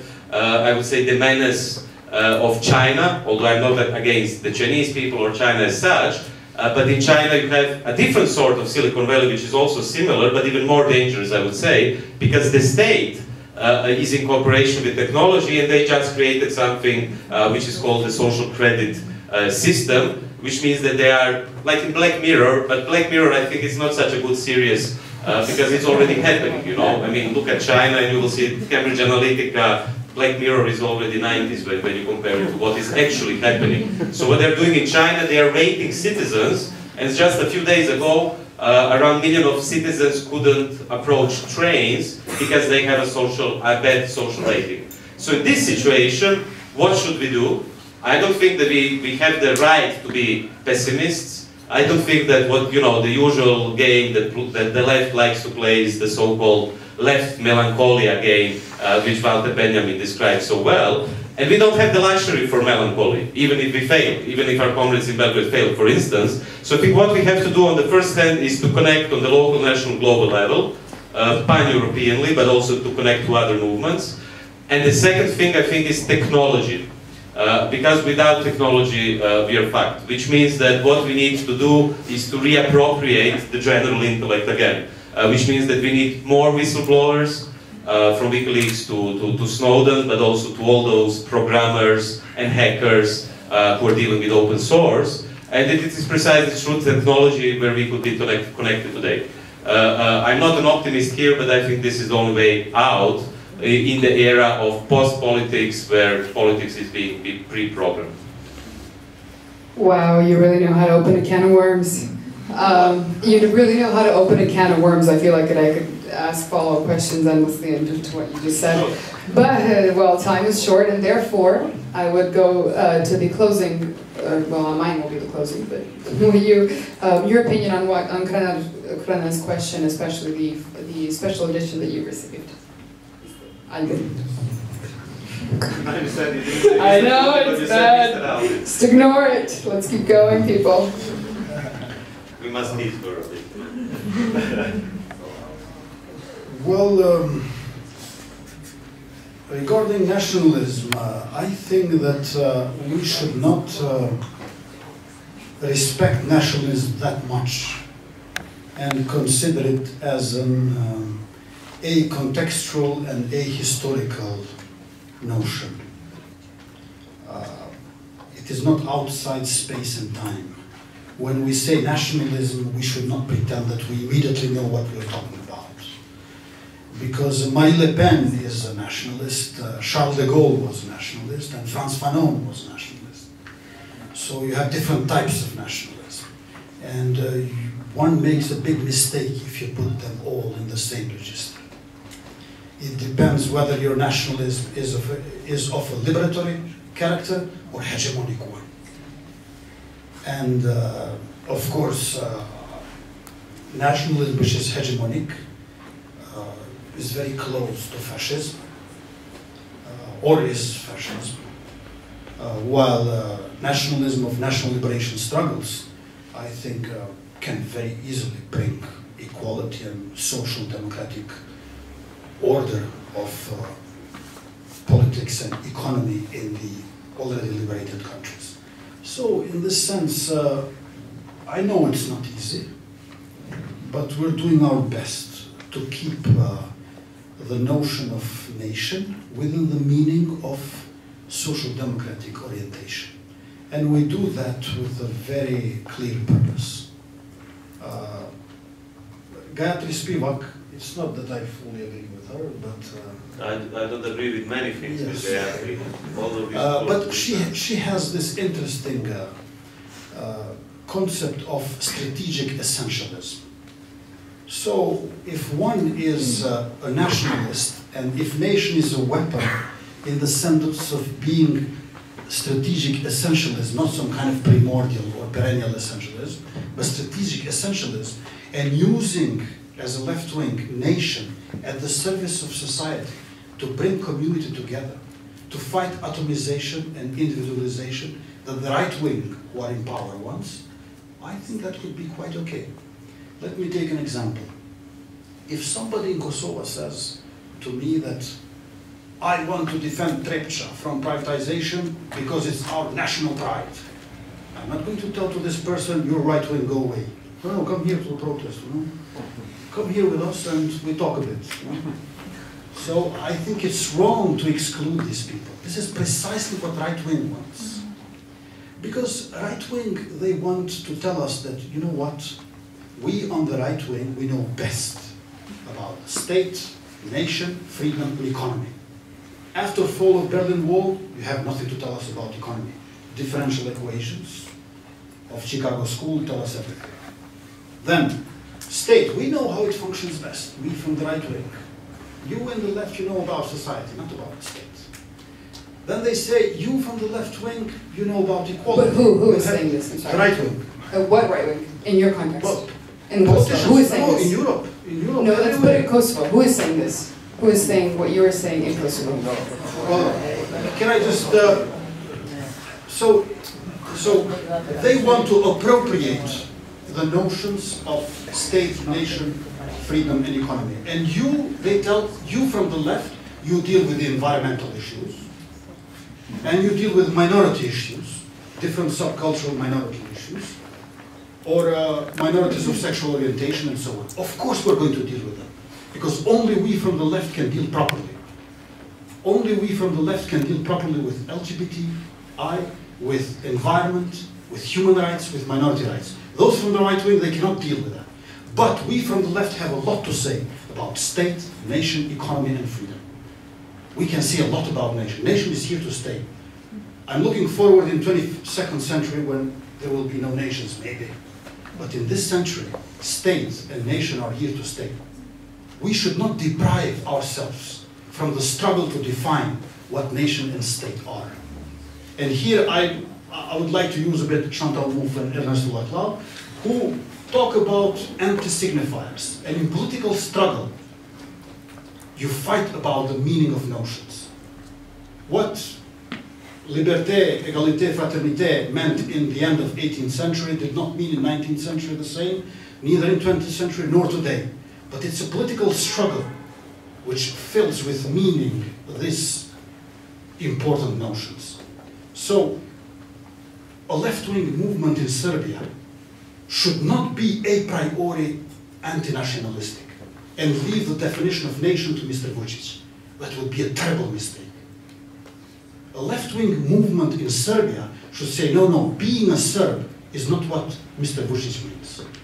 Being a Serb is something different. And the left should engage in that struggle.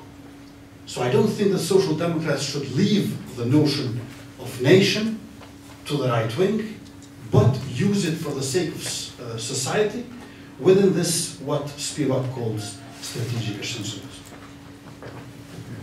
I feel like the other two panelists have something to say. Sasha? Yes, I just wanted to add a bit, because this is, I think, a very interesting topic, of course. And I personally, I don't believe that nationalism can have any, let's say, in today's world, any sort of emancipatory potential, and unless in situations as was Kosovo in connection to Serbia, of immediate oppression. To use it as and this immediate oppression was on the basis of nation, so this was the core of the oppression.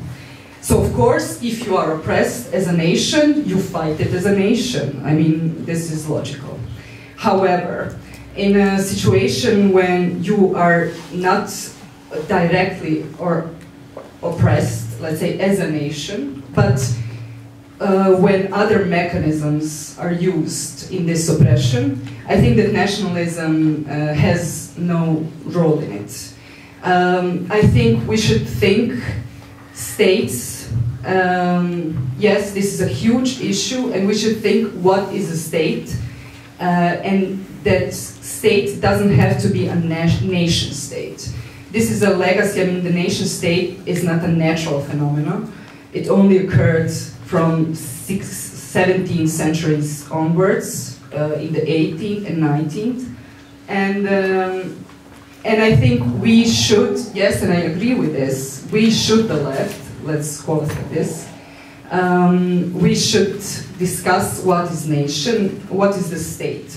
And what is nation, I think this battle we have already lost.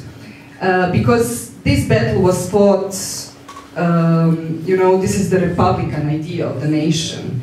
That you are born somewhere and this is the place, you know, you belong. And this is the Republican, like Americans, like US, I mean.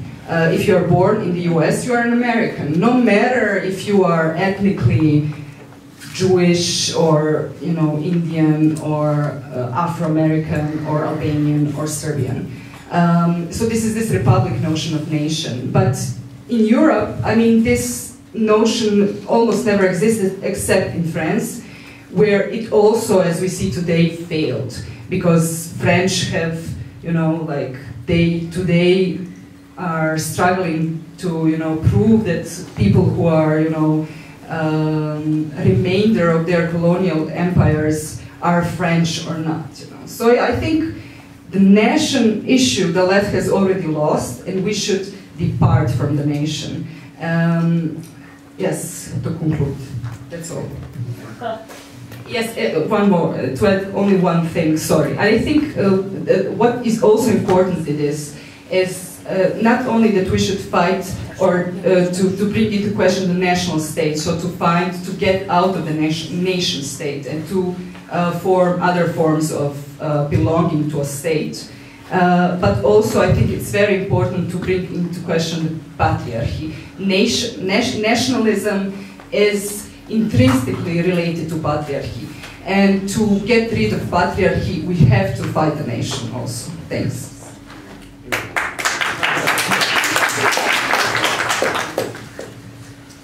Yeah, let me add again a science fiction dystopian scenario, which is not, in a way. Because what I think that what we are approaching today in the 21st century already, not in the 22nd, is probably a very different concept of the nation, and also a different concept of sovereignty. So on the one hand, yes, we can see that all around Europe you have these populist movements, which are really using the nation much better than the left. From Alternative in Deutschland, which are much more successful than the Social Democrats. For the first time on the polls, they're above the SPD, to Marine Le Pen, to Nigel Farage, with the help of Cambridge Analytica and so on. Then, of course, you have countries already, autocratic regimes, like Orban's Hungary or Kaczynski's Poland, where you could say, yes, the nation is again in the 21st century becoming the most important not only concept but reality, which is being used by the right wing.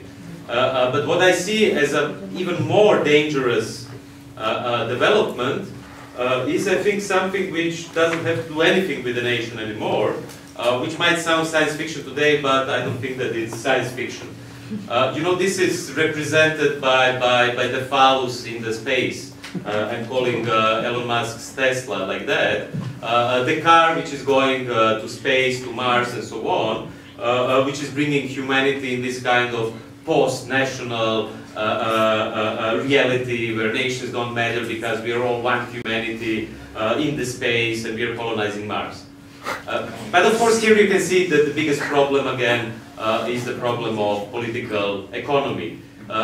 Who will be the ones who are already having the means of production to come to Mars, and who will be the ones who will be in Mars, which is very close to the point about patriarchy, but also race, because the ones who will be on Mars will be white, male dudes from Silicon Valley, unfortunately.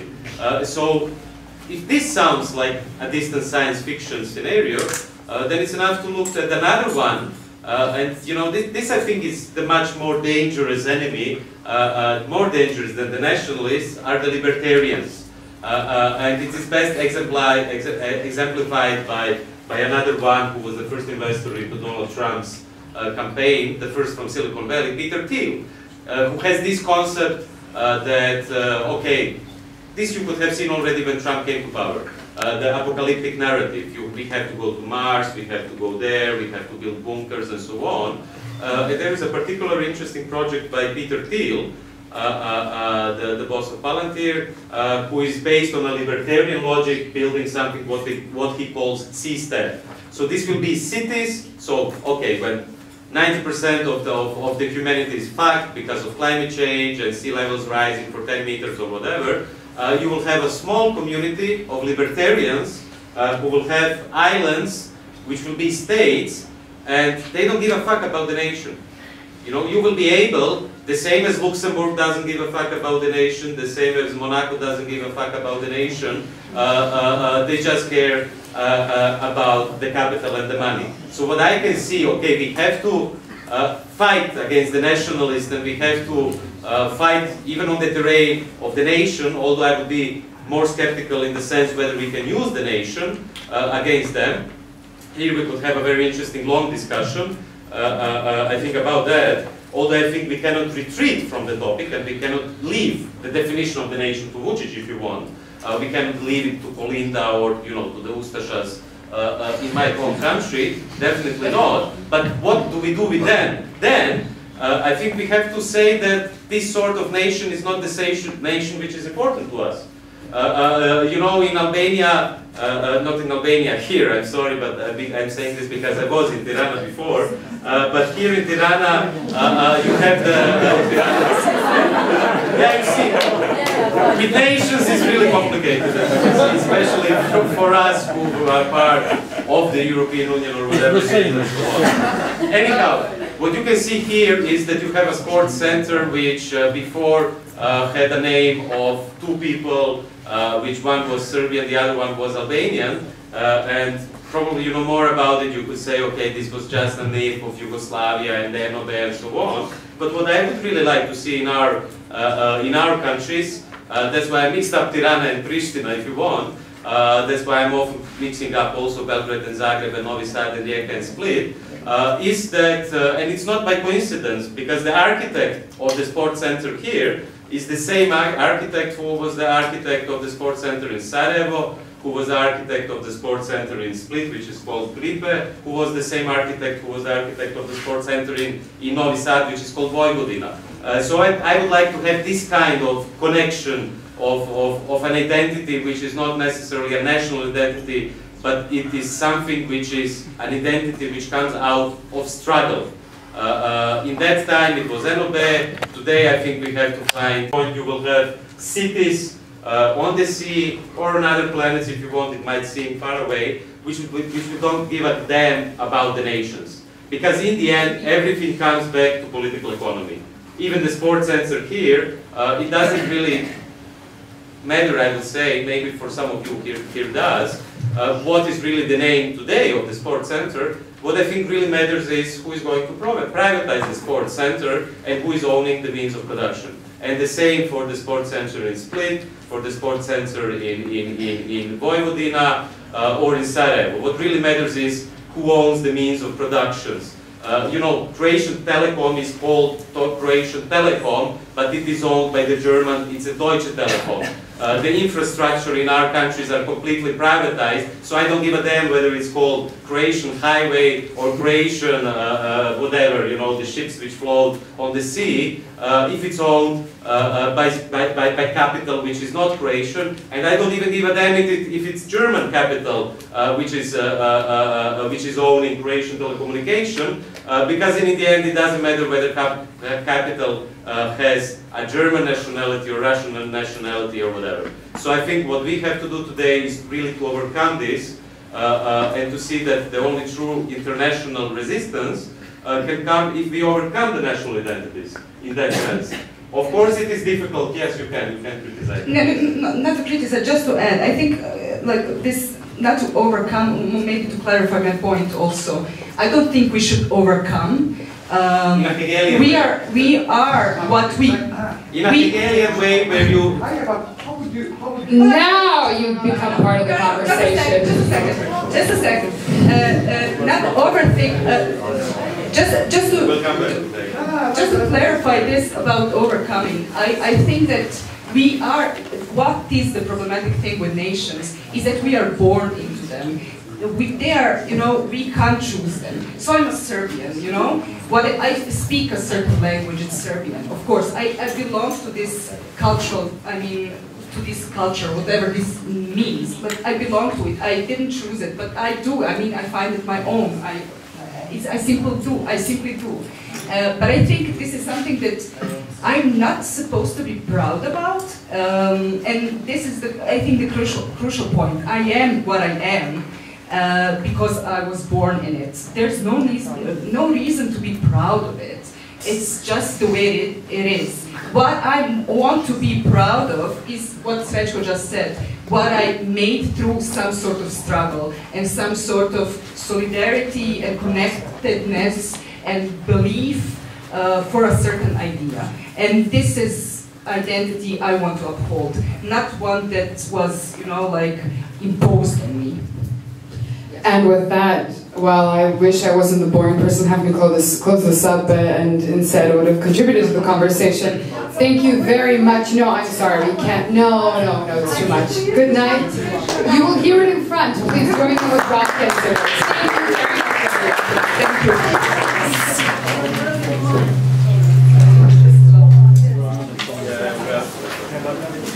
Thank you.